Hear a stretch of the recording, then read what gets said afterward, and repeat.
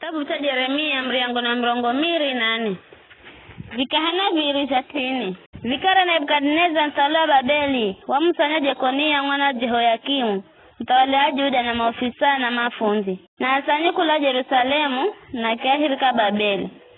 Baada ya vivyo, Bwana wananyesa maono gaga. Lola haria hana vikahana viri zatini mbele za nyumba ya Bwana.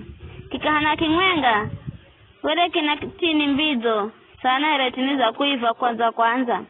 Kikahana cha hiricho wele kina tini zilizo kalani mbii hata kazirika. Bai Bwana akinuza, Yeremia, unaonani? Nikiamba, ninaona tini zote ni mbizo, beni mbizo sana. Ela zote ni beni mbii jomu hata kazirika. Bai neno Bwana likinijirira kwamba Bwana Mungu wa Israeli anaamba vivi. Ndahaliratu watu wa Juda.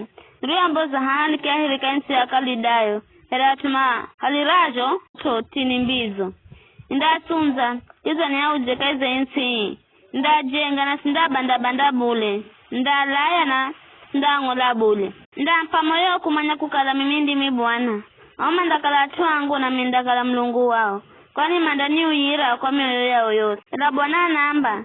Ndamhandira vize Dekia mtawala wa Juda na maofisa na watu wa Yerusalemu Mario sala. Mario manakala kaiza nchi nao Mario kuenda Misiri. Ereza zote ni mbii zilizo kazirika. Kila ndiko ahirika ndahenda makale utua kwa gosha kwa tawalizo si duniani.